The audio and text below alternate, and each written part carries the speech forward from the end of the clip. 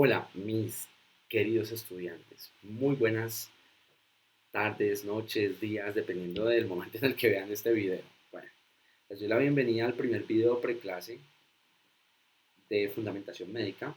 Mm, Y la idea con este video es hacer una introducción de lo que respecta o en lo que respecta al tejido epitelial, al tejido conjuntivo.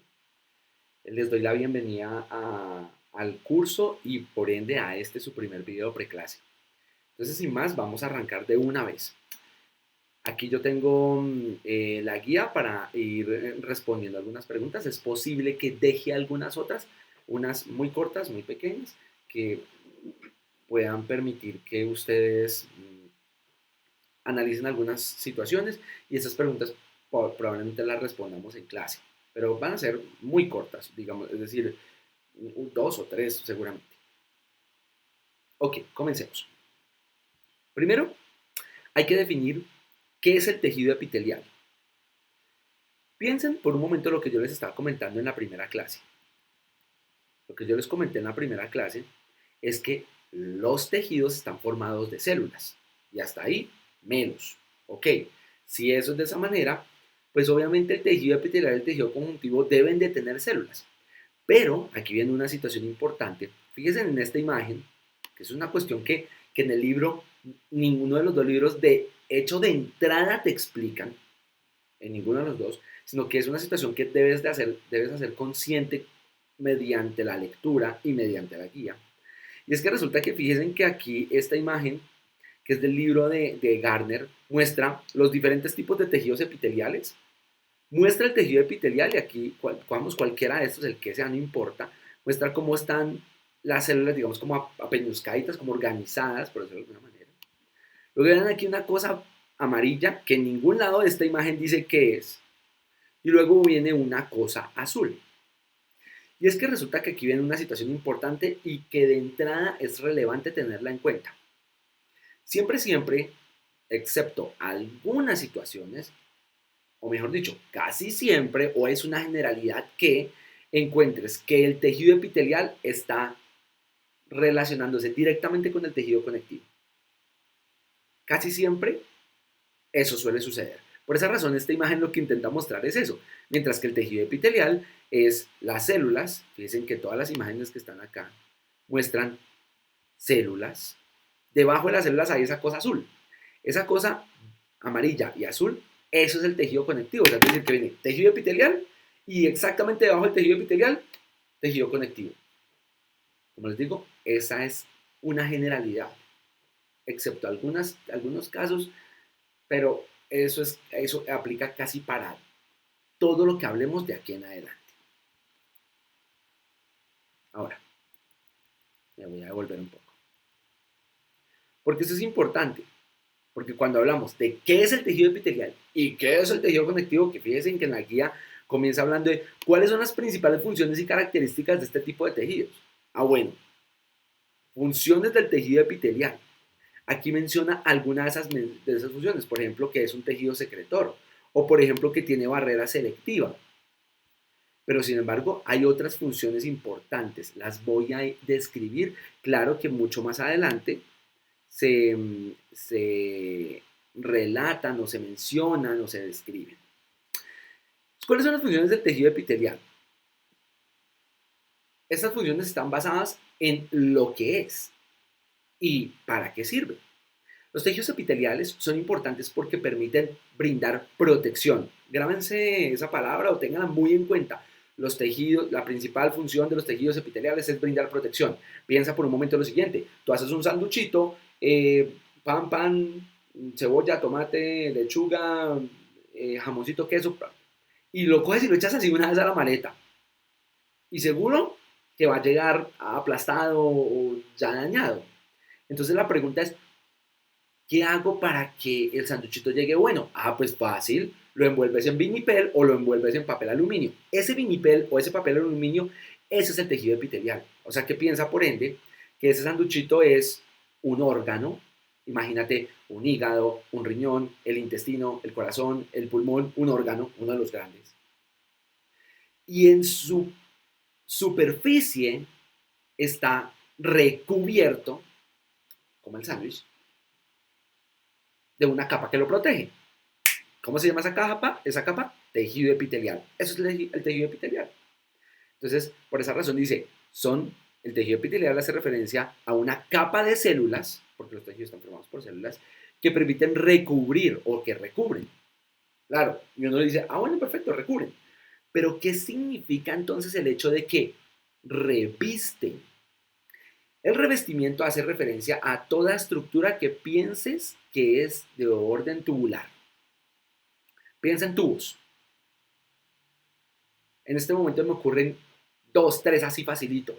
Los vasos sanguíneos, por ejemplo, las arterias, la boca o la cavidad nasal. Pero piensan cosas que sean tubos, por donde pase el aire o donde pase el agua o por donde pase los alimentos o por donde pase la orina o por donde pase la materia fecal o por donde pase eh, las señales auditivas o el aire. Todo lo que pienses que es un tubo, en el interior de ese tubo, en el interior del mismo, ese interior va a estar revestido de este tipo de tejidos. Entonces, esos dos conceptos son importantes. El tejido epitelial es un tejido formado por células, eso es redundante, que permiten recubrir y revestir una estructura. Si bien, se van a dar cuenta, con el paso de esto, que en algunos órganos, por ejemplo, se encuentran en el interior de todos los órganos que tengan tubos, pero también en la superficialidad del mismo. Entonces, ese es un punto a tener en cuenta. Claro, por ende, otra vez, la principal función del tejido epitelial hace referencia a protección. Eso es muy importante. Listo. Número 2. Aquí hace referencia que como función del tejido epitelial se mencione transporte transcelular o paracelular. Ese concepto es sencillo de entender.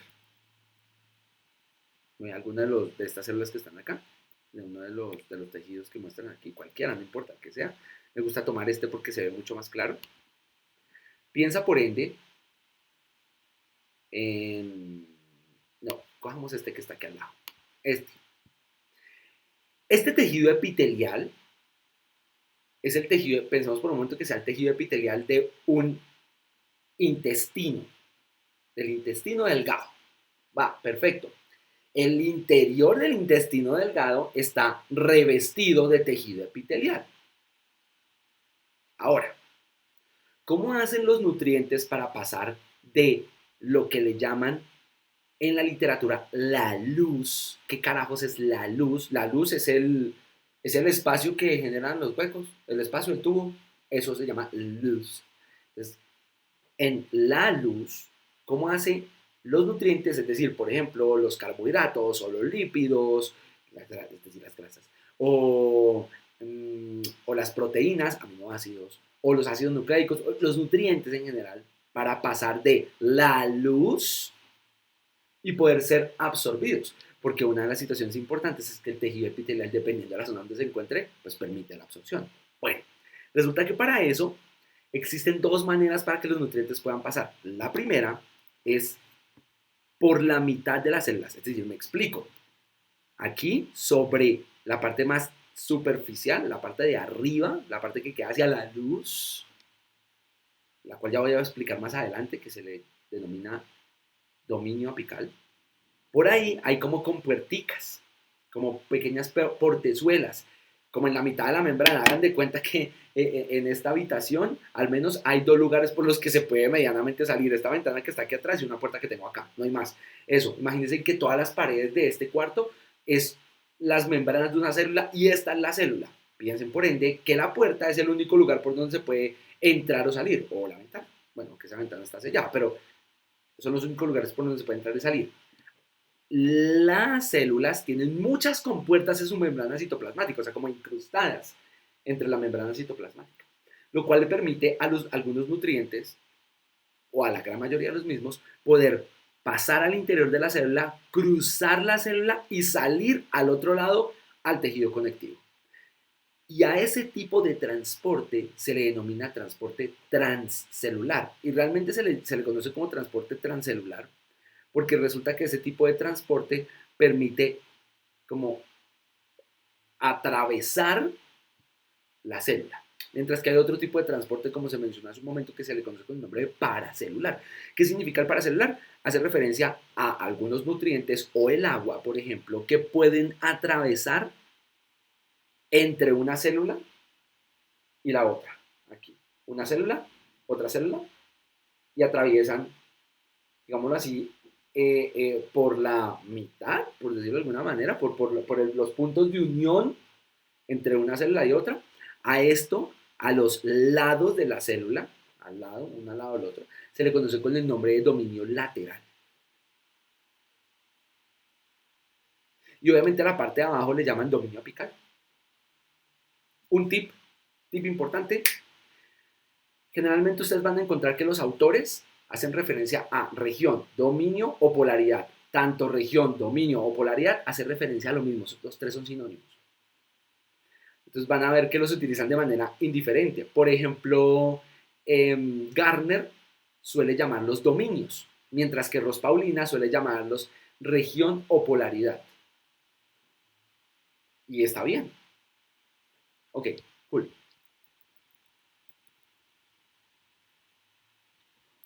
3. ¿Qué es este cuento de la secreción?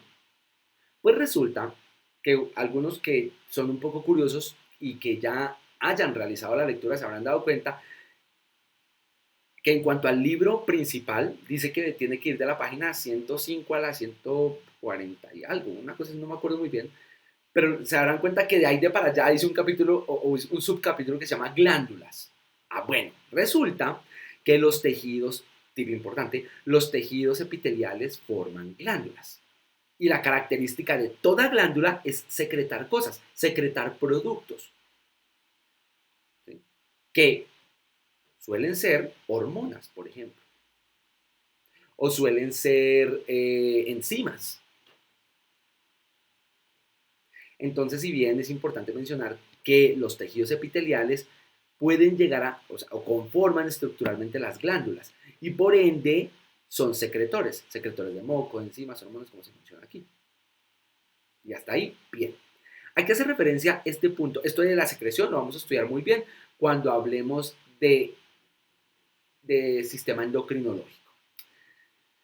¿Qué con la absorción? La absorción y esta situación de la permeabilidad selectiva sumado al transporte transcelular son términos que relativamente se parecen.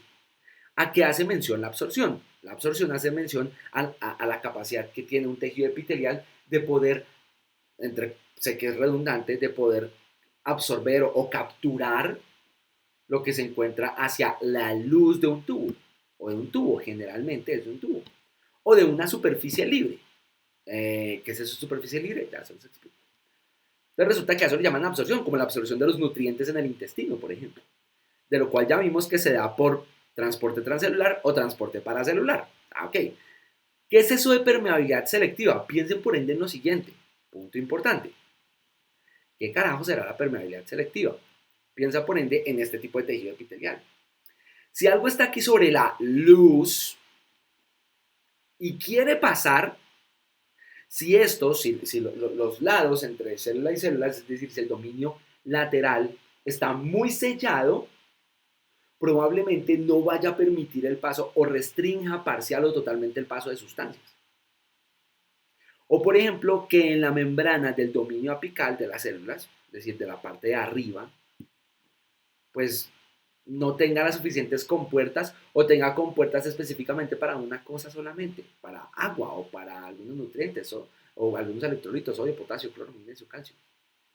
Entonces sea selectivo. Esto de permeabilidad selectiva, como para ponerlo en una perspectiva más sencilla para ustedes, piensen que cuando vas y te compras un saco, un bus, una chaqueta, seguramente la persona que te la está vendiendo te dice, joven, mire, esta chaqueta es semi-impermeable. Y uno dice, el uniforme es impermeable, el uniforme, el traje de mayo que nos ponemos. ¿A qué hace referencia que sea impermeable o semi-impermeable. Pues, por ejemplo, si es, es que el motero, ¿no? El personaje que maneja moto, se pone el impermeable, pues para no mojarse, porque no va a dejar filtrar el agua. Ese es el punto. Resulta que el tejido epitelial permite generar permeabilidad selectiva, ya sea parcial o total. ¿De qué depende? Depende de la estructura donde se encuentre. Y claro, ello lo vamos a ir estudiando con el paso de la presente clase y del resto de temas, porque por ejemplo en algunas zonas de los túbulos renales, allá hay procesos de permeabilidad selectiva muy fuertes y muy intensos. Por último, esto que hace referencia a la detección de las sensaciones, y es una función muy específica de unas especializaciones llamadas esterocilios, de las cuales ya voy a hablar más adelante, pero son cuestiones muy, muy específicas. Ok, perdón, quiero devolverme aquí a hacer un pequeño paréntesis, y ese paréntesis es de referencia a esta cuestión de dónde proviene. Si ustedes se fijan, aquí en la guía, no hace mención a la proveniencia, es decir, como que de dónde viene el tejido epitelial. Sin embargo, me gusta explicarlo porque, por ejemplo, un autor, Ross Paulina, sí lo menciona y ahonda algo en ello, mientras que Gardner como que lo deja, apenas sí da medianamente el dato. Entonces, ¿a qué hace referencia a esto? Voy a hablar un poquitico acerca de embriología. Esto va a ser muy rápido, esto solamente para dar una visión de qué es la embriología. Primero, ¿qué significa embriología? Logía, estudio, embrión. O sea, es decir, el estudio de la formación de los embriones. ¿Qué es un embrión? Los embriones hacen mención a aquellas estructura vital que se está formando en el interior del útero desde el momento de la concepción hasta la duodécima, hasta la decimosegunda semana de gestación. Es decir, desde el día 0 hasta la semana 12. A esa etapa, dentro de todo el contexto de la gestación, dentro de las 40 semanas de la gestación, a eso se le denomina, a esas 12 primeras semanas, se le denomina embrión, esa estructura que se está formando. Y por ende, quien estudia la formación de dicho embrión es la embriología. Hasta ahí, bien. Entonces, ¿qué es lo que pasa para que se suscite la formación de este embrión? Bueno, lo que sucede es que el ovocito y el espermatocito se encuentran. Ok, voy a tomarme unos 15 minutos en la clase para hablar de este contexto de la embriología, de cómo se une, cómo se forma el embrión, qué forma tanto esta cuestión, cómo se implanta. Digamos algo muy sencillo. Aquí lo que estoy intentando hacer como un paneo muy superficial. El ovocito, el espermatocito, que luego de que se fecundan forman una estructura llamada cigoto. El cigoto viene, discurre por la trompa de falopio, viene y se implanta. Este proceso se demora más o menos aproximadamente entre unos 5 a 7 días. Luego viene y se implanta en el útero y aquí empieza a crecer. Y empieza a crecer formando una estructura llamada trofoblasto. En el camino va cambiando de nombre y cuando se empieza a reproducir en el interior se forma una estructura llamada mórula o morula. Y ya después como que tiene un huequito acá, forma como un agujero y a esa estructura le llaman trofoblasto y el trofoblasto viene y se adhiere. Entonces, aquí vemos un trofoblasto y el trofoblasto cómo se va a venir a adherir a las paredes del tejido epitelial del útero.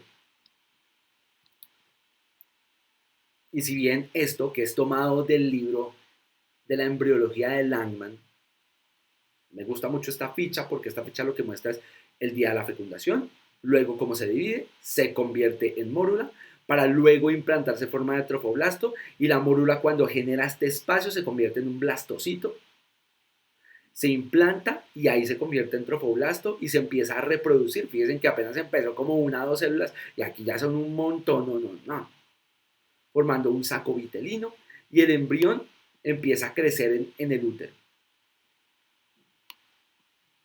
Para de esta manera, sobre aproximadamente, sobre la segunda semana y media, se empieza a formar un proceso que se llama gastrulación.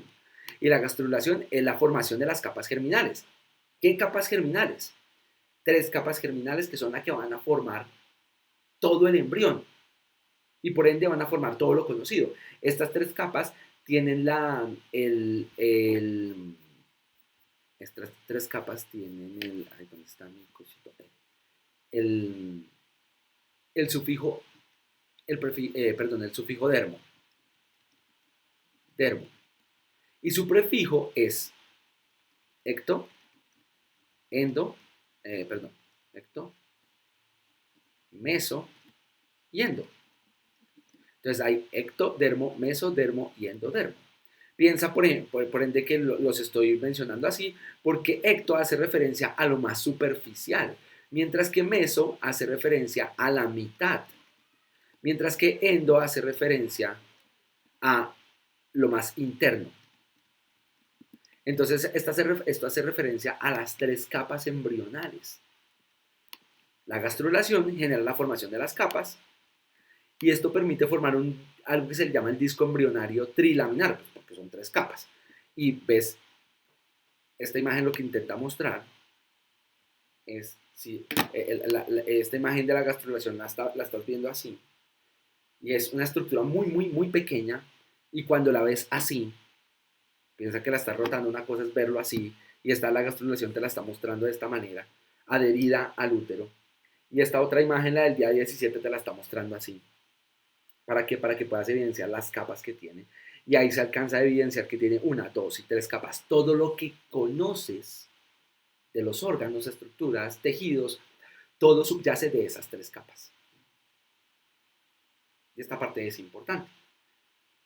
Si bien, como les dije, en clase voy a ahondar un poquitico acerca de la fecundación, pero esta explicación es mucho más concisa, concreta, en cuanto a las capas. Las capas es lo importante de acá, lo que quiero que entiendan.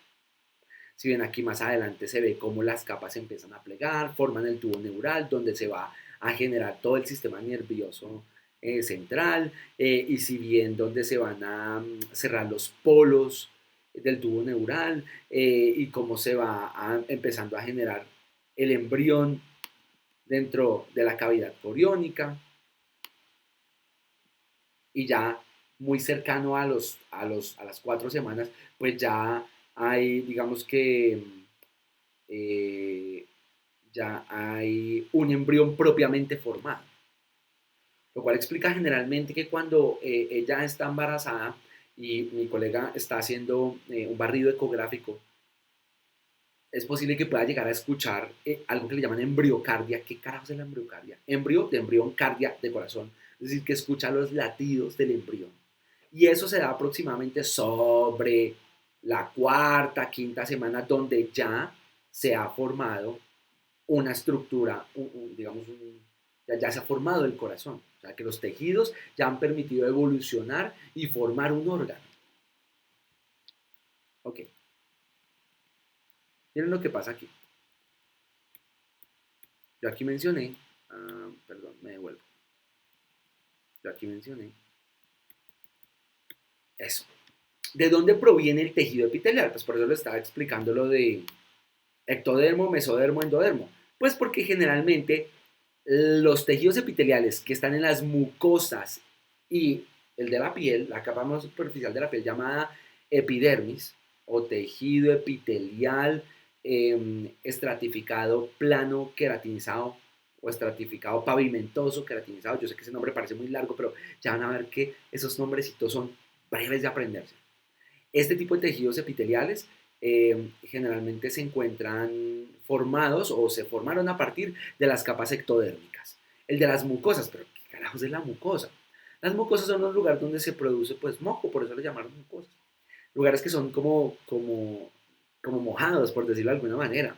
Piensa que lugares como por ejemplo la nariz, o la cavidad oral, la boca, o la cavidad rectal, o la cavidad anal, o los ojos. Esos lugares son como lubricados. Piensan en esos lugares lubricados, a eso le llaman mucosas, las mucosas. Esos lugares, los tejidos epiteliales que se encuentran recubriendo y revistiendo, son lugares o son tejidos epiteliales que subyacen del ectodermo. Lo mismo pasa con el endodermo. Todos los órganos internos, los toracoabdominales, o sea, pulmón, corazón, intestino, hígado, todos los órganos abdominales, todos esos son recubiertos generalmente, todos esos órganos son, digamos que las porciones internas de los mismos, el revestimiento, estaba por el endodermo. Mientras que en el caso del mesodermo, el endotelio, pilas con esto, ¿qué carajos es el endotelio? El endotelio hace mención, endo de interno, telio de tejido.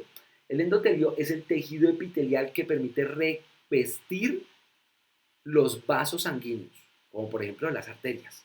Puntualmente, a ese tipo de tejidos epiteliales le llaman endotelio. Muy importante. ¿Cómo se le llama al tejido epitelial que permite recubrir los vasos sanguíneos? Endotelio. Muy importante. Por ejemplo, otros tipos de tejidos epiteliales como los que recubren el tracto urinario o los que recubren las porciones más superficiales de los órganos abdominales, ¡pum! A eso le llaman mesotelio o peritoneo. ¿Ok? Continuamos. Entonces, si ustedes se fijan, entonces ya sabemos por qué es secretor, pero no contestamos la pregunta de qué significa superficie libre. ¿Y cuál es la diferencia entre la luz y la superficie libre? La superficie libre es, digamos que, el espacio que no va a dar hacia una luz. Esto suena un poco confuso, pero no te confundas. Cuando se confundan, es fácil. Si se supone que la capa más superficial de la piel es tejido epitelial, todo esto no será la luz, porque no es un tubo. A lo más superficial, por decirlo de alguna manera. A esto le llaman superficie libre. Por ejemplo, los labios están, la parte externa es tejido epitelial. Y esto no será luz, obviamente no el espacio que tengo aquí al frente, enfrente entre mis labios y mi mano. Esto no es luz, esto será superficie libre. Y a eso le llaman superficie libre. ¿Y qué es un tejido epitelioide? Pues son aquellos que no tienen superficie libre. Por ejemplo, ¿cuáles? Los que están revistiendo el interior de los órganos, como el peritoneo. Esos no van a dar hacia ninguna luz y tampoco van a dar hacia ninguna superficie libre. Y por esa razón las llaman epitelioides. Ya sabemos que es una barrera selectiva y qué relación tiene con el tejido epitelial. Dice, describa cómo se clasifican los tejidos epiteliales, dónde están ubicados, cuál es la función de cada uno de ellos. Entonces, para entenderlo hay que entender, bueno, primero, ¿cómo se clasifican los tejidos epiteliales? Los tejidos epiteliales se clasifican en relación a dos situaciones importantes. Uno, a su disposición y dos, a su morfología. Esto es fácil de entenderlo de la siguiente manera. Fíjense en esto.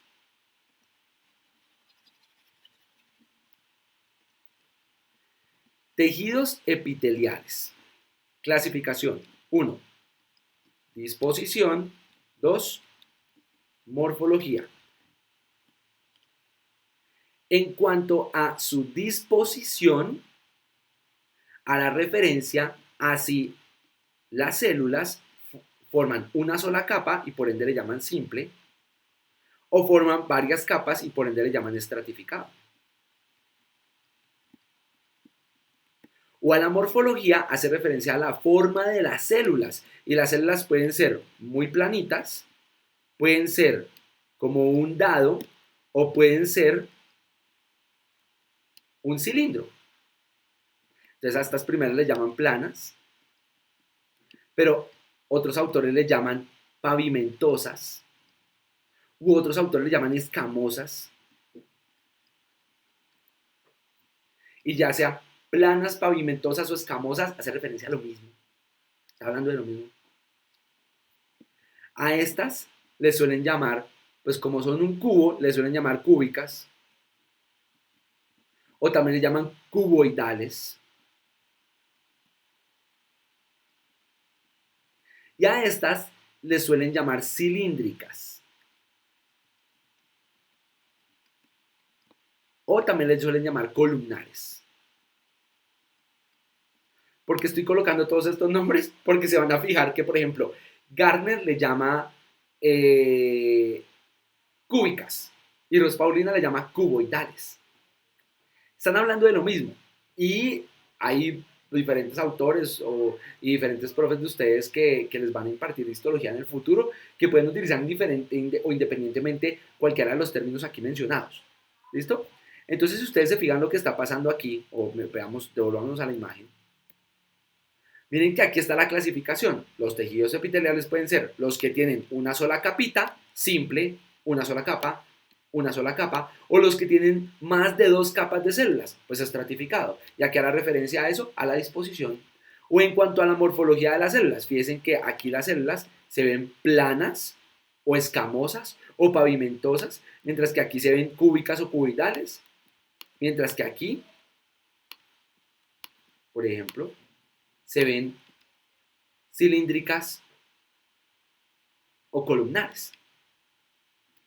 Check, re bien, hasta ahí bien.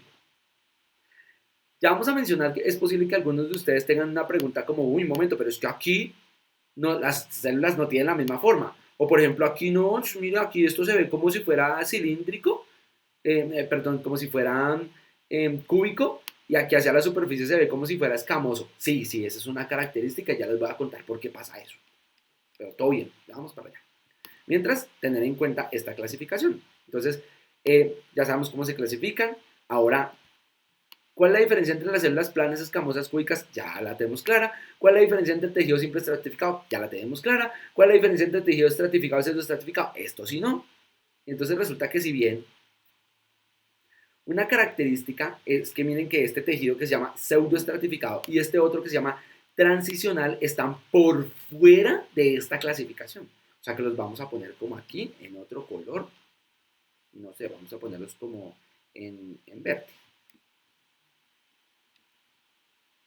Son dos diferentes, el que llaman pseudoestratificado y el otro que llaman transicional. Fíjense que aquí le llaman transicional, mientras Ross Paulina, por ejemplo, a este man le llama urotelio. Y le llama urotelio porque se encuentra ubicado en la luz del tracto urinario, de los uréteres, de la vejiga, de la uretra, del tracto urinario, y por esa razón le llamaron urotelio. ¿Ok? ¿Qué los hace diferentes? Empezamos por el pseudoestratificado. ¿Por qué lo hace diferente? Porque es que resulta que el tejido pseudoestratificado tiene la cualidad de que parece como si fuera estratificado, o sea, parece como si hubieran varias capas de células, pero no. Lo que pasa es que una célula, digamos que está así, puesta, grandotota, y esta célula está como encima de esta otra, pero ambas parten de la misma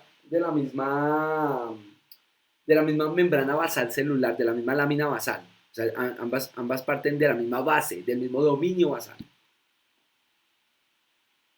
Entonces, al partir del mismo dominio basal, pero como no todas llegan a la superficie, sino que unas se montan encima de las otras, por eso le llaman pseudoestratificado. Miren que la diferencia es que, por ejemplo, en el estratificado está una célula y exactamente encima viene otra. O, por ejemplo, acá. Viene una célula, una al lado de la otra, y encima está la otra. No están montadas, no están como apilonadas, por decirlo de alguna manera, o están sobrepuestas. Ok, esa es la diferencia. Y en el caso puntual del tejido transicional o urotelio, se llama transicional porque tiene la cualidad, por ejemplo, cuando la vejiga está, cuando tienes ganas de ir al baño y estás así como que con mucha orina dentro de tu vejiga, la vejiga genera presión sobre el tejido epitelial. Y por ende, este se distiende, como que se aplana. Y cuando tú vas al baño y como que ay, toda la orina sale, la vejiga y, por ejemplo, los tractos urinarios quedan vacíos. Y las células como que se abollonan, mira, como que se vuelven como una espumita. Y cuando se convierte así como en una espumita, pues le llaman tejido o urotelio o tejido transicional relajado. Y esa es la cuestión, porque tiene esa capacidad de distenderse, relajarse. Pum, pum. Listo. Ese cuento está cool. Dice, ¿cuáles son las características del tejido epitelial y de transición alias urotelio? Ya lo revisamos. Nombra algunos ejemplos de órganos asociados a cada uno de los tipos de tejido epitelial. Esta pregunta quiero dejárselas a ustedes para que por favor la resolvamos en clase. Pero aprenderse cada uno, eso no tiene ningún sentido. Aprenderse. Lo que quiero es que lo entiendan. Piensen en la siguiente premisa para poder entender esto. Piensen por ende en lo siguiente. Si el tejido epitelial, ¿se recuerdan lo que vamos a hablar de las funciones? Si el tejido epitelial sirve para mayoritariamente dos cosas, ¿no? Para la primera, o permite proteger o permite absorber. Ok, si es así, yo para absorber o que haya paso de sustancias, de seguro, pachucho, el tejido epitelial tiene que ser delgadito. Seguro que el tejido epitelial debe ser delgadito. Si bien, piensen por otro, o en otra circunstancia, piensen en otras circunstancias, no, mi amorcito, ahorita no que estoy en clase, pedacito. Ven, mi amorcito, ven, ven con la mamá, pachucho. Ven, sí, mi amor, ven, cierra la puerta, pedacito.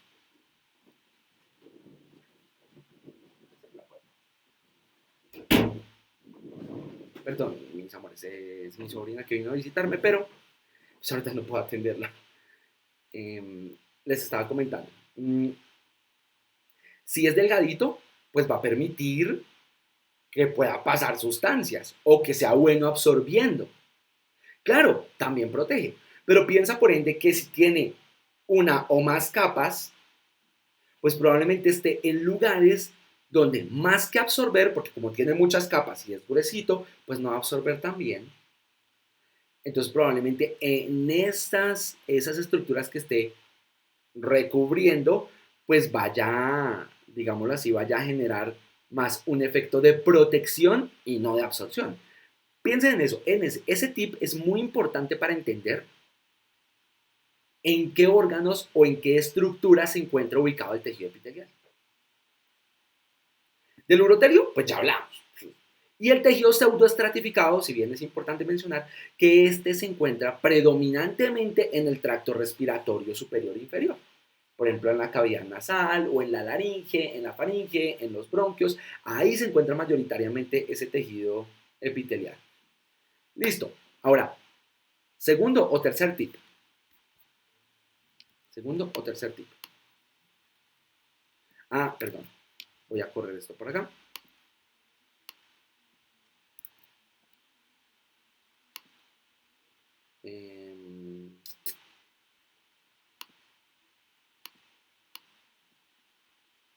Quiero... Ah, ok, ya encontré cómo hacerlo. Listo, muy bien. ¿Por qué lo estoy moviendo? Para explicarles algo interesante. Por acá. Cuando aprendas, cuando ya entendiendo todo esto, haz el siguiente ejercicio. Siguiente ejercicio. Como todos nosotros, tenemos en general, no todos, bueno, sí, la mayoría de nosotros tenemos dos nombres y dos apellidos. Los tejidos epiteliales siempre van a tener dos nombres y dos apellidos. El cuento con ellos es que los dos nombres ya la tenemos súper mega clara. ¿Y cuáles son los dos nombres? Los nombres son tejido epitelial. Listo, ya, breve, o sea que ya tienes la mitad de esto aprendido. ¿Y cuáles son los apellidos? Los apellidos hacen referencia a uno, qué disposición tiene uno, y dos, qué morfología tiene. Y esa es la manera de nombrarlos. Entonces resulta que este, por ejemplo, es un tejido epitelial, dos nombres. Primer apellido, simple. Segundo apellido, cuboidal. Tejido epitelial simple cuboidal. ¿Cómo se llamará, por ejemplo, este que está aquí abajo? Tejido epitelial, va. ¿Tiene una o varias capas? Ah, varias capas. Sí, usted tiene varias capas. Claro, tiene varias capas. Entonces, ¿es simple o cómo se llamaba el otro? Eso, así se llamaba el otro. Así. Tejido epitelial. Míralo acá, si no, las cosas por acá está. Tejido epitelial. cilíndrico. Ahora, aquí era una cuestión que les iba a explicar atrás. Ok, comenté que le voy a explicar más adelante. Pillen esto, observen esto, observen esto. Por ejemplo, en el caso del cilíndrico y del escamoso no queratinizado o el escamoso queratinizado. Las células desde el dominio basal arrancan siendo cuboidales, pero en la superficialidad se convierten en columnares.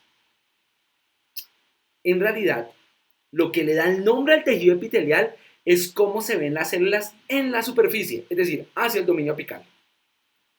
Entonces, miren que estas se ven columnares. Estas arrancan siendo cúbicas, pero terminan siendo escamosas, o planas, o pavimentosas. Lo mismo pasa acá. Estas comienzan acá. Ay, ¿qué pasó? Comienzan acá siendo cúbicas o cuboidales. Y aquí terminan siendo escamosas. Las células que estén en la superficie, esas son las que le dan el nombre al tejido. Pero esa situación, fíjense que solamente pasa con este y este. Pues no hay necesidad que te aprendas esto, solamente que entiendas la lógica de lo que acabo de mencionar. Y tan. Listo. Muy bien. Súper cool. Ya entiendes. 2 nombres, 2 apellidos para nombrarlos. El pseudoestratificado, entonces a este tejido, ¿cómo le llamaremos? Tejido epitelial, porque todos tienen lo mismo, tejido epitelial pseudoestratificado. Y generalmente los tejidos pseudoestratificados tienen cilios. Ya les voy a explicar qué carajo son los cilios. Pseudoestratificado ciliado. Oh, esto me quedó mal escrito, perdón. Pseudoestratificado ciliado. Siempre tienen cilios. Listo, excelente. Y de aquí ya contestamos. ¿Cuáles son las características del tejido epitelial? Transición, nombre algunos ejemplos de esto, ya como les comento. Quiero que hagan el análisis. No quiero que se lo aprendan. No quiero que se lo aprendan. Sino que analicen bajo el contexto que yo mencioné, como, ay, claro, pues obviamente en lugares como, por ejemplo, pues hay absorción de cosas. Ah, pues allá, pues obviamente no puede haber un estratificado. ¿Qué es el endotelio? Yo ya lo mencioné por tercera o cuarta vez. El endotelio hace referencia al tejido epitelial simple, escamoso, ahora ya ya lo puedo nombrar, pero ya se los expliqué, que está revistiendo la luz de los vasos sanguíneos. Cool. ¿Y el mesotelio? Ah, pues el mesotelio es el tejido epitelial que permite recubrir los órganos abdominales, también llamado peritoneo. ¿Dónde se encuentran? ¿Cuál es su importancia? Ah, listo, perfecto. 3. Mencione qué significa el concepto polaridad, que es lo mismo que dominio o región celular. Mencione las características de cada una de las regiones y dominios y polaridades. Ok. Entonces, voy pasando todo esto. Listo. Entonces, ¿qué es esa friega de región, dominio o polaridad? Piensa en un... voy a borrar todo esto. Voy a borrar todo esto. Todo esto. Fin. Y voy a hacer aquí como un tejido epitelial. Un tejido epitelial simple. Ay, ¿qué pasó? A ver, en negro. Eso. Y aquí voy a poner una célula. Y aquí otra. Y aquí otra. Y aquí otra. Perfecto. Y esto de aquí arriba será la luz. Aquí arriba será la luz. Porque estamos pensando que este tejido epitelial está revistiendo un tubo. Listo, muy bien. Hasta ahí, menos. Ahora, la parte que está hacia la luz o hacia la superficie libre se le conoce con el nombre de ápice o apical. La parte que está entre el lado, es decir, como yo les comentaba hace un momento, lado entre una célula y la otra, el lado de una célula y la otra, que en este caso sería esto que estoy señalando, eso será por ende el dominio región o polaridad lateral. Y la parte de abajo será el dominio región o polaridad basal. Y ahí está, apical, lateral, basal. Listo, breve. Eso es a lo que refiere dominio, región o polaridad, apical, basal y lateral. Ahora, tip importante para que entiendan esto. Tip importante para que entiendan esto. Es importante mencionar, y voy a ya ejemplificarlo aquí de una vez, que cuando se hable del dominio apical, generalmente se menciona que este dominio apical tiene especializaciones. En el libro, en ambos libros mencionan que el tejido puede tener especializaciones. ¿Qué significa que pueda tener especializaciones? Piensen en esto. Piensen, por ejemplo, en uno de mis colegas. Mi colega se gradúa de médico general y quiere especializarse en cardiología, pero apenas acaba de graduar como médico general. Y entonces, por ende, pues no va a existir la posibilidad todavía de que ejerza funciones como cardiólogo, obviamente porque tiene que estudiar, tiene que especializarse. Por ende, lo que vas a encontrar es que hay tejidos que no tienen especialidad, mientras que otros sí. ¿Cuáles son las especialidades entonces? Aquí hay 3 especialidades. Una que se llama microvellosidades, otra que se llama cilios y otra que se llama estero o estereo, como estereo picnic, o esterocilios. Perdón, estero, ¿qué? Se me fue la palabra. Microvellosidades, cilios y esterocilios. Autores como Ross Paulina, por ejemplo, le llaman esterocilios o esteromicrovellosidades. Generalmente le llaman esterocilios o estereocilios. Y esos son los 3. O sea, piensen por ende. O el tejido epitelial puede tener o cilios. Y si tiene cilios, pues todo tiene cilios. O tiene microvellosidades. Y en el dominio apical, como se muestra acá, pues todo el tejido epitelial, pues tiene microvellosidades. O todo el tejido tiene estereocilios. O no tiene nada. Ese es el punto. Y lo que vas a encontrar aquí más adelante en estas imágenes es cuáles son las características de las microvellosidades, por ejemplo, qué tamaño tienen y cómo están conformadas estructuralmente las microvellosidades y los esterocilios, o cómo están conformadas o cómo están conformados los cilios. Tip importante para entender esto. Pim, pim, pim, pim, pim, pim. Tip. Piensen por ende en lo siguiente. Mi puño es una célula, ¿cierto? Esto será dominio apical, esto será dominio lateral y esto será dominio basal. Perfecto. Y aquí sobre el dominio apical está plano, no hay nada. Y piensen que si tiene pequeñas saliditas, como estas que estoy haciendo con las baquetas, estas pequeñas saliditas, así cortiticas, muy cortitas, esto probablemente sea una microvellosidad. Las microvellosidades se definen como extensiones de la membrana citoplasmática, como si la membrana citoplasmática hiciese como una curvatura en el dominio apical. Mira cómo se ve acá en una imagen. Esto, mira, aquí no se alcanza a ver muy bien, aquí se alcanza a ver un poquito, aquí hace curva, y otra vez, y otra vez, y otra vez, es como una curvatura, y por esa razón yo digo que se ven así como mis baquetas, miren, aquí se ve curva, así. Esto es una microvellosidad. Las microvellosidades, su característica per se es que es muy pequeña y su principal función está relacionada con la absorción. Las microvellosidades per se son pequeñas y su principal característica está ligada a la absorción. Punto importante. Eso.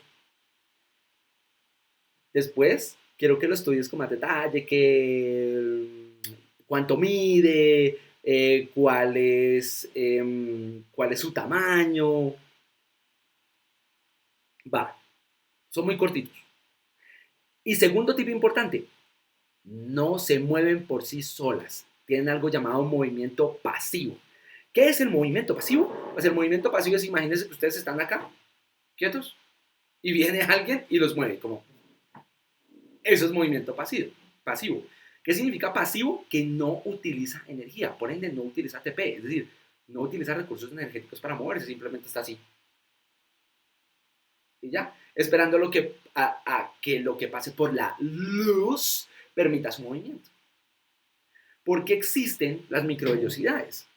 Esas, como yo decía, o como dicen en los libros, esas extensiones de la membrana citoplasmática, porque eso aumenta la superficie de la membrana citoplasmática, y al aumentar la superficie de la membrana citoplasmática va a permitir aumentar los procesos de absorción. Por esa razón es que esto está diseñado así. Sus amigos,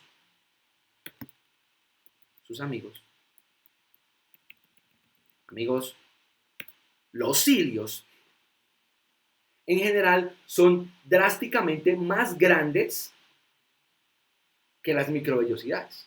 Son muchísimo más grandes. Van a encontrar ahí que estos tienen una relación aproximadamente entre 7 a 10 veces más largos que las microvellosidades. Y no están hechos para absorber. Su función no es absortiva. Su función es de movimiento. Los más importantes de ellos, aquellos que llaman los cilios móviles. Estos cilios móviles sí utilizan energía. De todas las especializaciones, voy a ponerlo por acá, de todas las especializaciones del dominio apical, los únicos cilios que utilizan energía, o los únicos de todos que utilizan energía, de las únicas especializaciones, los únicos que utilizan energía son los cilios llamados móviles. De resto, los cilios primarios, los cilios nodales, las microvellosidades, los esterocilios, ninguno de esos utiliza energía, tiene movimiento pasivo. Eso es un dato ultra importante. Claro, después me cuentan cómo es que está organizada, entonces que los filamentos se organizan en triadas 9-2 y quiero que me cuenten cómo es esa vuelta de las triadas 9-2. Entonces mira que aquí ya tenemos dos preguntas. Uno, ¿cómo están conformados microvellosidades cilios? Que en realidad no te enredes, sigue la guía. Quiero que entiendas cómo está estructurado, pero no digamos así como Ross Paulina se mete así biomolecularmente, sino que me hagas un resumen sencillo de, bueno, sí, es que son triadas y son triadas de estas moléculas y generalmente se amarran así a la mitad. Listo, una cosa así. ¿Sí? Tradúcelo en tus palabras, lo que entiendes, tradúcelo en tus palabras, siempre, siempre. La mejor manera no es aprenderse las cosas, sino traducirlo a tu lenguaje y decir, ok, pero claro, obviamente con tecnicismos. Listo, menos. Los esterocilos, de los cuales yo les dije que les iba a mencionar, que están aquí arriba, son muy específicos de órganos como por ejemplo el oído interno.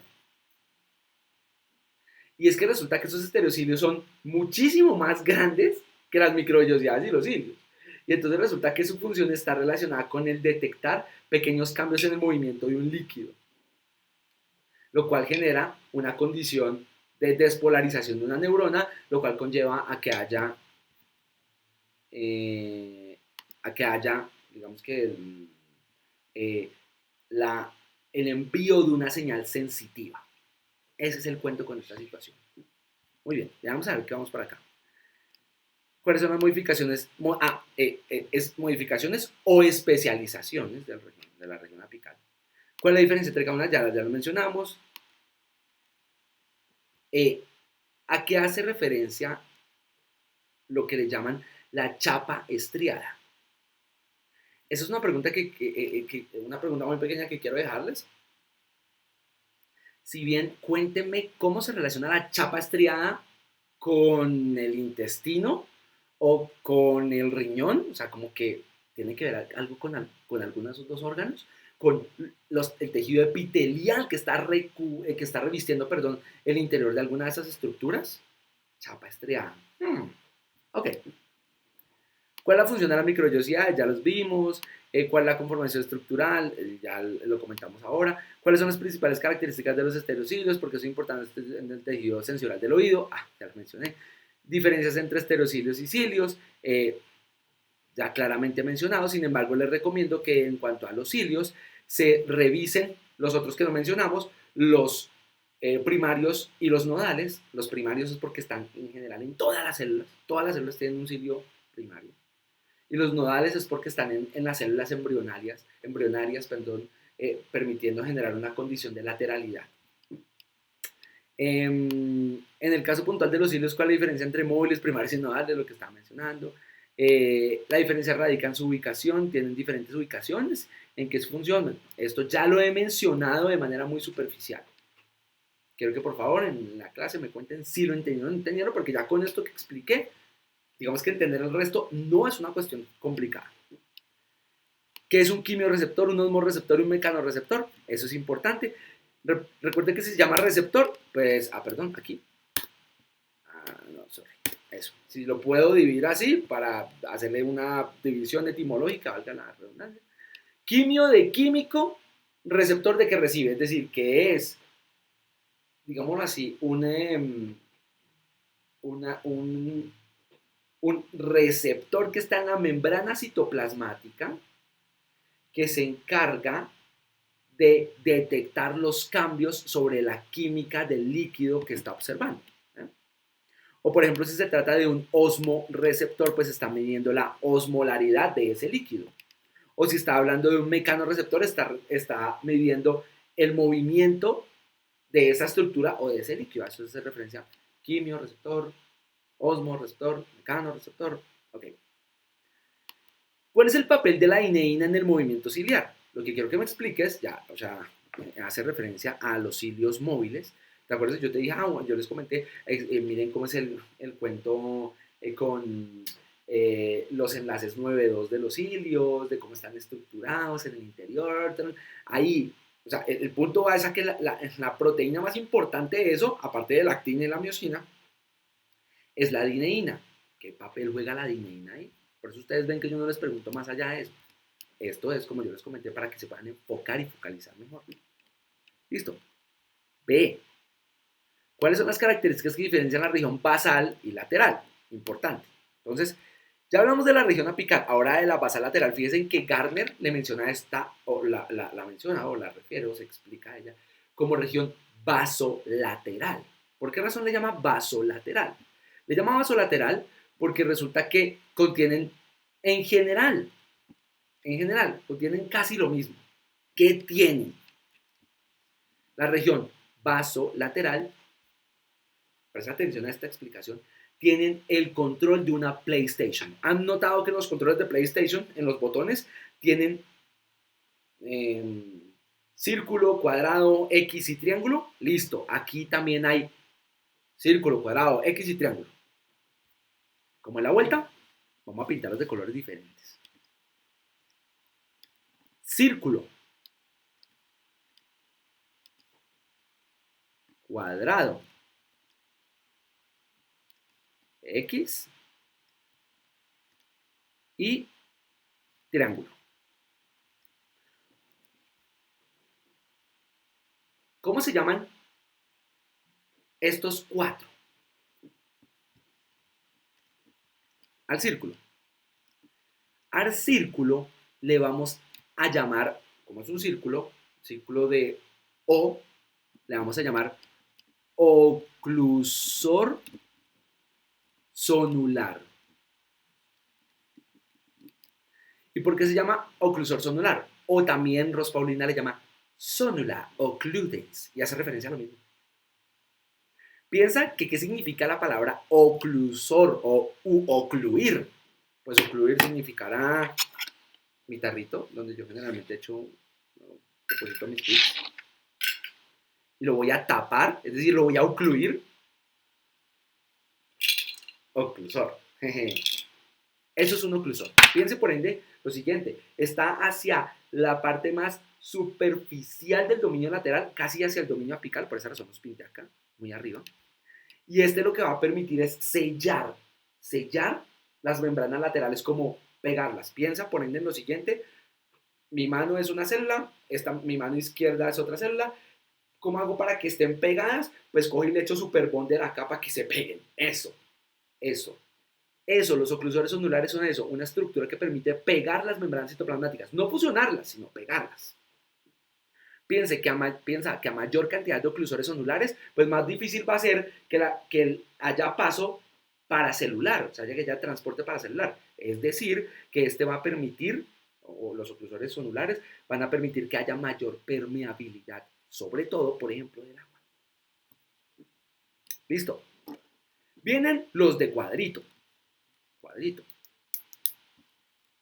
Vienen los de cuadrito. ¿Qué con el cuadrito?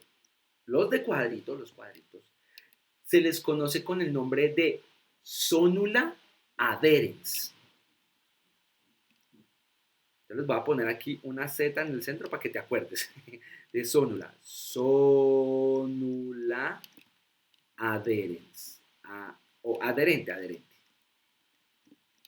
Lo que pasa es que Ross Paulina le llama sonula adherens y Gardner le llama sonula adherente, pero están hablando de lo mismo, otra vez. Dos autores hablando de lo mismo, pero en diferentes palabras. ¿Por qué le llaman sonula? ¿Sí? ¿Qué significa? Mira que aquí se vuelve y se repite, sonula y sonula. Porque una sonula piensa que por ende es una estructura que permite traspasar las membranas. Haz de cuenta como si coges la pared de una habitación y quieres comunicarte con la otra y quieres, entonces lo que haces es como meter un taladro y por ahí meter un montón de hilos para que, digamos que de cierta manera, esta habitación que es una célula tenga una conexión con la otra. Eso es una sonda, como una sonda, para que lo entiendan, ¿sí? No es un agujero, es más bien es una estructura que permite ligar, unir. A eso se referencia a sonda. Las características de las células adherentes, aquí las vamos a ver más adelante. Vamos a ir paso allá. Aquí tengo algunas imágenes de esto.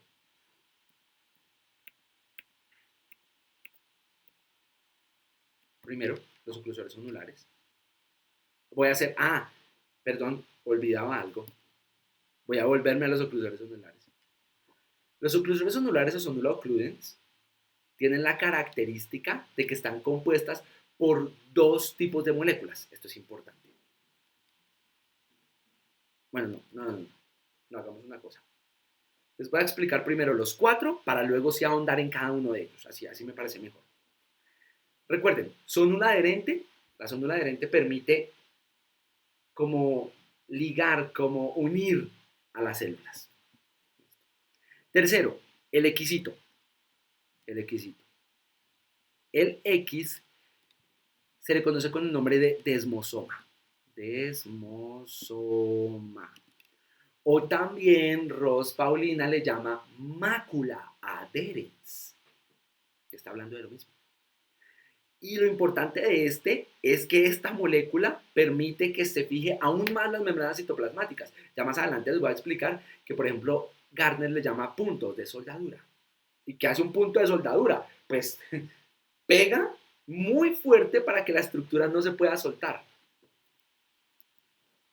Y, por último, en verdecito, triangulín.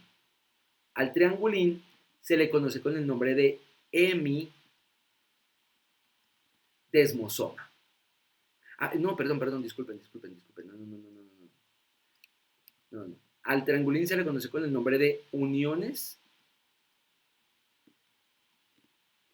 de tipo nexo. O le llaman uniones de nexo o uniones nexo. Piensa por un momento qué significa. A veces muchas de esas cuestiones parten de la lógica de entender las palabras. ¿Qué significa que tú y yo tengamos un nexo, que tengamos una conexión? Ok. Significa que hay algo que nos permite comunicarnos más fácilmente o que permite que compartamos emociones, sensaciones, ideas. Eso, piensa que ese sí es el ejemplo de esta ventana, solamente que muy pequeñito, ¿no? Una célula se comunica con la otra porque en la mitad de las dos hay como un agujero que literalmente cruza las membranas citoplasmáticas. Las uniones de tipo nexo son un agujero que permite conectar esta célula A con esta célula B, es decir, que sería como una cosa así. Piense por un momento que las uniones de tipo nexo, es decir, el triangulito, es como si hubiese esto, como si hubiese un tubo, literalmente, un tubo, entre esta célula A y esta célula B. Es un tubo. Claro, obviamente, esto es un ejemplo muy burdo, ya les voy a explicar que esto es muchísimo más pequeño, pero esa es la idea. Y quiero que se lleven esa idea. Muy bien, muy bien. Perfecto. Y hasta aquí, menos. Ahora, expliquemos cada una de estas de manera independiente. Si bien los oclusores sonulares, voy a ponerlo todo esto en negro, los oclusores sonulares están compuestos por al menos dos tipos de moléculas. Claro, hay más, pero al menos dos tipos de moléculas grandes, los cuales tienen nombre de señora sesentera, setentera, señoras por ahí como unos, esos eran los nombres casi como de los de las amigas de mi abuela, eso. Uno se llama ocludina y el otro se llama como Claudia, pero Claudina. Ocludina y Claudina. Entonces como que forman enlaces entre la ocludina y la claudina para permitir fijar las membranas celulares, como se ve aquí en la imagen, pero ocludina y claudina permiten fijar las membranas y por ende impedir que haya paso de sustancias por medio de las membranas celulares, es decir, transporte paracelular. Y están fijadas, o digamos que la unión ¿cómo decirlo? Se solidifica o se me fue la palabra, la unión se fortalece por medio de unas moléculas que se llaman YAM, que son las que ves aquí arriba, que se llaman molécula adhesiva de la unión, molécula adhesiva de la unión. ¿Y qué hace referencia a molécula adhesiva de la unión? Pues que permite aumentar la fijación de la ocludina y la claudina.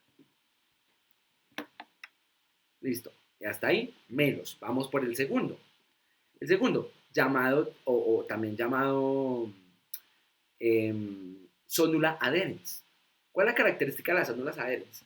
Las zonulas adherens están formadas por moléculas llamadas CAM, alias moléculas de adhesión celular. Las CAM o moléculas de adhesión celular, su característica, piensen en esto, que estas moléculas tienen la capacidad de generar uniones homofílicas o heterofílicas. ¿Cuál es la característica de las uniones homofílicas? Pues que se unen entre el mismo grupo de moléculas. Aquí hay 4 tipos de moléculas. ¿Cuáles son esos 4 tipos de moléculas? 1. Las caderinas. 2. La superfamilia de inmunoglobulinas. 3. Las selectinas. 4. Las integrinas. Las caderinas y la superfamilia de inmunoglobulinas, estas van a ser uniones homofílicas, es decir, se unen ellas con ellas. Mientras que las uniones heterofílicas, que esas no hacen parte de las uniones adherentes, más adelante vamos a mencionarlas, esas hacen parte de otro tipo de uniones que se ven en el dominio basal. Hasta ahí, menos, todo bien. Perfecto. Entonces, de aquí importante, caderinas y superfamilia de inmunoglobulinas. Chas, sale. Y recuerden, su función está ligada a que permiten formar una unión más adhesiva de las membranas. Hasta este punto, vamos bien. 3. Los desmosomas. Los desmosomas también Gardner les llama puntos de soldadura y generalmente están compuestos por 2 moléculas mayoritariamente. A la primera se le conoce con el nombre de desmogleína y a la segunda desmocolina. Mírenlas acá, desmocolina y desmogleína. Estas son las importantes, los cuales permiten forjar puntos de soldadura porque tienen uniones muy férreas que van a permitir que la membrana no se pueda mover. O sea que fíjense que aquí la mayoría de las uniones, al menos la mácula adherens, desmosomas, y la sonula adherens, o sonula adherente, son moléculas que permiten fijar los dominios laterales de las membranas para que la célula no se pueda mover. Por esa razón, lo que ustedes ven en cuanto a los tejidos epiteliales es que es una célula pegada a la otra, pegada a la otra, pegada a la otra, pues porque están pegadas por estas cosas. Mira esta imagen que se ve mucho más fácil, para resumir las 3 que vimos hasta el momento. Las 3, ¿dónde estás, pecho? Mira esto. Entonces, el resumen. A las primeras que forman como un entretejido entre ocludina y claudina, como se ve aquí en la imagen, a estas que estaban más hacia el dominio apical se les conoce con el nombre de oclusores sonulares o sonula ocludens. A los segundos, las células adherentes o células adherentes. Estos, que están formados por superfamilia inmunoglobulinas y caderinas, Gardner les llama un cinturón. Él lo explica que esto es como un velcro. ¿Cuál es la función de un velcro? Impedir que las membranas se muevan. O impedir que, o cerrar la billetera, por ejemplo, aquellos que son de velcro. Y 3, la mácula adherens o desmosoma son puntos de soldadura formados por desmocolina y desmogleina mayoritariamente que van a permitir ser un punto de soldadura que permite fijar las membranas laterales. Papitas, bebé. Ahora nos falta el cuarto. ¿Cuál es el cuarto? El triángulo. Las uniones de tipo nexo. ¿Qué característica tienen las uniones de tipo nexo? Las uniones de tipo nexo. ¿Dónde están las uniones de tipo nexo? Las uniones de tipo nexo.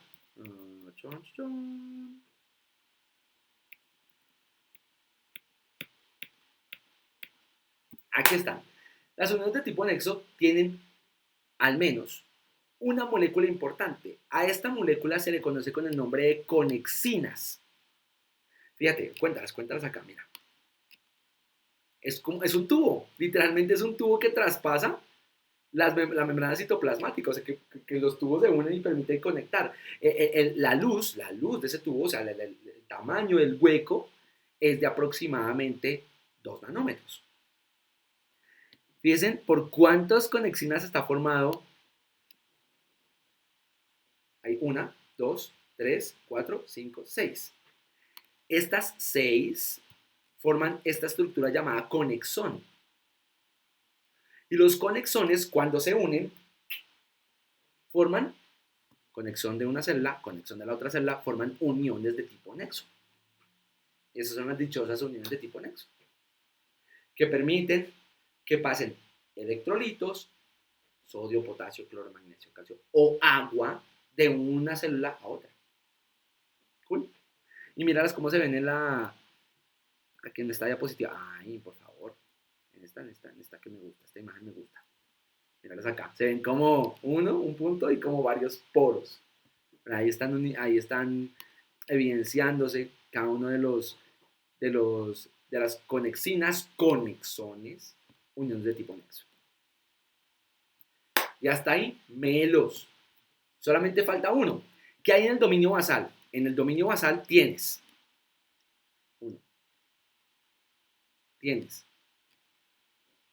al menos 2 tipos de moléculas. La primera, fíjate aquí, míralas acá. Tienes de los que son triangulitos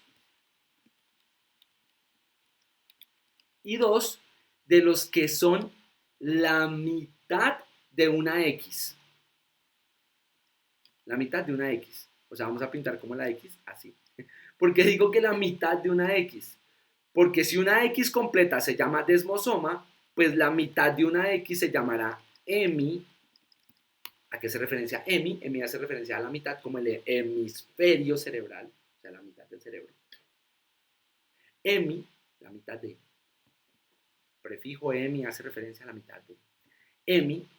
Hemidesmosoma. La cualidad de los hemidesmosomas es que generalmente son moléculas. ¿Dónde están? Aquí están los hemidesmosomas. Los hemidesmosomas son moléculas formadas generalmente por integrinas. Ay, ¿cómo así? Otro nombre raro para sumarle a esto. ¿Se acuerdan que los habíamos hablado acá? Integrinas. Son moléculas de adhesión celular que van a permitir fijarse a moléculas del tejido conectivo. Es decir, piensa por ende que los hemidesmosomas son como si fueran raíces de la célula. Este será el dominio apical, hemidesmosomas, y el hemidesmosoma permite como pegarse a la parte de abajo, ya les voy a mencionar cómo se llama la parte de abajo, para que no se despegue. O sea, tras de que está pegada en el lado entre célula y célula, está pegada sobre el piso. Y aquí donde viene una parte importante. Recuerdan que yo les había hablado de que en la imagen, mira, aquí se alcanza a ver, que en la imagen venía la célula, apical, lateral, basal, y venía esta parte como azul, bueno, con mucho más detalle. En esta imagen se ve una parte amarilla y una parte azul. ¿Por qué se ve una parte amarilla y una parte azul? Excelentísima pregunta y aquí se los voy a contestar. La parte amarilla se le conoce con el nombre de lámina basal, la cual está conformada por colágeno tipo 4. Y la parte azul es tejido conectivo propiamente dicho. Ay, esto puede ser un poco confuso, pero no, tranquilos, tranquilos, tranquilos. Los voy a contextualizar para que no sea difícil. Pienso por ende en lo siguiente. Este es el tejido epitelial que ya estudiamos, check. Y este es el tejido conectivo que vamos a revisar, ¿cierto?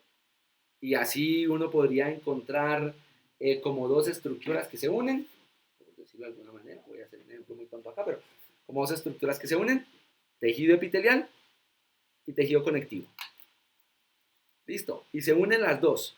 Pero resulta que para que las dos se unan se necesita un pegante. ¿Cómo se le llama a ese pegante? A ese pegante que va a ser esta hoja.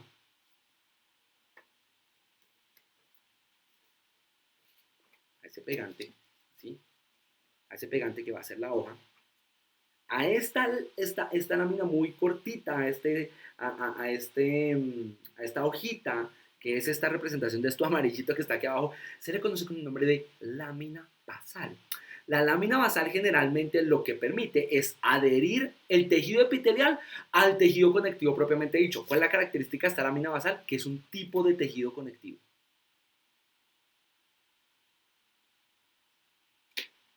Punto importante. Ok, hasta ahí, re bien. Muy bien. Entonces aquí vienen algunos términos que pueden ser confusos. Membrana basal. ¿Qué es la membrana basal? La membrana basal hace referencia a la interacción de las membranas basales de todas las células. Así como hay dominio apical, hay dominio basal. Y en el dominio basal está la membrana basal celular, que son las membranas de la célula. Y exactamente debajo de la membrana celular, basal o basal celular, está la lámina basal. Y hay los hemiesmosomas que se están como anclando a esa lámina basal. Y debajo de la lámina basal, el tejido conectivo. Pero entonces, ¿qué carajos tiene la lámina basal? La lámina basal tiene generalmente colágeno tipo 4 y generalmente una molécula llamada fibronectina. Las integrinas, el hemiesmosoma, se va a pegar a la fibronectina y eso es lo que permite que la célula no se pueda mover de la base, como que es un pegante, como que entre las dos moléculas, integrinas, hemiesmosoma, y fibronectina, la fibronectina coge, lo agarra y lo pega a la red de colágeno y eso no permite que la célula se pueda mover para ningún lado. Y por esa razón están fijas, muy bien fijas. Excelente. Y aquí yo creo que ya contestamos casi la mayoría de lo que respecta a esta guía. Está bien. Y yo creo que ya vemos casi todo lo de tejido epitelial. Así que voy a hacer un recuento muy superfluo del tejido conectivo. Y terminamos. Que este tejido conectivo lo vamos a ver en clase. El tejido conectivo se origina en el mesodermo. Échenle un ojito a cómo está conformado, qué es la sustancia fundamental, qué son las fibras, cuáles son las células. En cuanto a las funciones, recuerden que es importante, si el tejido epitelial protege, el tejido conectivo que está debajo brinda soporte estructural. Muy importante, si el tejido epitelial protege, el tejido conectivo que está debajo brinda soporte estructural. Esa es su principal función. Tiene otras como medio de intercambio, defensa y protección, depósito de grasa que vamos a ahondar en clase. Importante, las funciones. Aquí hay dos formas y yo lo coloqué así para que lo podamos comparar. Vamos a comparar las funciones. Primero, lo primero que hay que estudiar acá es cómo está clasificado el tejido conectivo. Aquí hay una clasificación y aquí hay otra clasificación. Esta que le llaman esto que le llaman el tejido embrionario, no los vamos a estudiar. Vamos a arrancar desde tejido conectivo del adulto, o que también Gardner le llama tejido conectivo propiamente dicho. Es lo mismo. Y quiero que lo clasifiquen. Y es fácil entender la clasificación, porque se clasifica en laxo y denso. Listo. Y esta misma dice lo mismo. Laxo y denso. Al laxo también le llaman areolar. Y ahí perfecto. El laxo no tiene otros. No tiene otros. Ya, eso es todo. El denso se clasifica en modelado y no modelado, o que también le llaman, que también Gardner le llama regular o irregular. Pues el que es no modelado le llama irregular, y el que es modelado le llama regular. Eso es todo. Y esto hace relación a las fibras. Si las fibras están muy bien organizadas, pues le llama regular o modelado. Pero si las fibras están en desorden, le llama irregular. Listo. El regular se divide en colagenoso y elástico. ¿De qué depende? Ah, bueno, de si las fibras son hechas mayoritariamente de colágeno o mayoritariamente de elastina. Quiero que me cuenten qué es el colágeno, qué es la elastina. Y listo. Y queda tejido reticular y tejido adiposo, que esos son fáciles de entender. Perfecto. Aquí hace mención de dónde se encuentran, en qué estructuras. Importante. Segunda situación importante que hay que mencionar y que estudiar. ¿Cómo está conformada la matriz extracelular del tejido conectivo? La matriz extracelular está conformada por A, sustancia fundamental, y B, fibras. A, sustancia fundamental. La sustancia fundamental está conformada por tres tipos de moléculas: proteoglicanos, glucosaminoglucanos y glucoproteínas de adherencia, o también llamadas glucoproteínas multiadherentes. ¿Cuáles serán las funciones de la sustancia fundamental? Y por ende, ¿cuáles son las funciones? A grandes rasgos, de la sustancia fundamental, de los proteoglicanos, los glucosaminoglicanos y los glucoproteínas de adherencia. ¿Qué función tienen? ¿Cuáles son los que nombran ahí? Echarle un ojito a uno o dos de esos. Importante, muy importante. Echarle los ojitos a cómo se llaman. Yo aquí puse algunos ejemplos de cómo se llaman. Importante. En cuanto a las fibras pueden ser o hechas de colágeno o hechas de elastina. Y resulta que para que sean hechas de colágeno, generalmente están, digamos que conformadas por diferentes aminoácidos: glicina, prolina, hidroxiprolina, hidroxilicina. Si bien importante mencionar, aquí está cada una de los nombres de las moléculas de la sustancia fundamental, de los grupos aminoglucanos, de los proteoglucanos o proteoglicanos, de las glucoproteínas de adherencia. Perfecto. Y aquí los tipos de tejido, los tipos de fibras, los tipos de tejido conectivo. ¿A qué hace referencia esto de los tipos de tejido conectivo? Porque resulta que el colágeno forma fibras. ¿Cómo está formado el tejido conectivo? El tejido conectivo está formado por matriz extracelular y células. Y ya comenté que la matriz extracelular está conformada por dos. Uno, sustancia fundamental; dos, fibras. O sea, otra vez, vuelvo y repito, el tejido conectivo está conformado por sustancia fundamental, matriz extracelular y células. La sustancia fundamental está compuesta por la matriz extracelular está compuesta por sustancia fundamental y fibras. Y las células son de dos tipos: fijas o móviles. Eso es importante tener en cuenta ese concepto. Pero, ¿qué son los tipos de tejido conectivo? Bueno, es que dependiendo de la estructuración de las fibras de colágeno, los tipos de tejido conectivo pueden ser diferentes. Y ustedes van a encontrar un cuadro como este, donde se menciona los tipos de colágeno y el tipo de tejido conectivo que conforma, es decir, dónde se encuentra ubicado. Y el colágeno tipo 1, las fibras del tejido conectivo conformadas por colágeno tipo 1 representan el 90% de todo el colágeno del organismo. Es decir, representa el 90% de todos los tejidos conjuntivos. Tip no menor. Quiero que veas para qué sirve el colágeno tipo 1, tipo 2, tipo 3, tipo 4, tipo 5. Los 5 primeros. Esos. Tip. No se te olvide que el colágeno tipo 4 es el que está formando la lámina basal. Aquí hay algunas patologías de unas colagenopatías. ¿Qué pasa si el colágeno tipo 1 se daña? Esta ustedes la habrán escuchado, osteogénesis imperfecta o el síndrome de los huesos de cristal. Seguramente algunos de ustedes habrán escuchado o leído algo de eso. Luego ya de estudiar esto, quiero que estudien los componentes celulares. Punto importante, punto importante. ¿Cuáles son las células fijas y cuáles son las células móviles? Dos, ¿en qué se diferencian las células fijas y en qué se diferencian las células móviles? Tres, ¿qué características tiene cada una de las células fijas y móviles? Sobre todo en el caso de las móviles, porque muchas de las móviles intervienen en procesos de defensa. Y en esto nos vamos a centrar también importante en la clase. ¿Listo? Eso es todo por ahora. Espero que realicen la lectura, que acuñen la guía, que vean este video y espero que tengan un excelente resto de semana. Un abrazo para todos.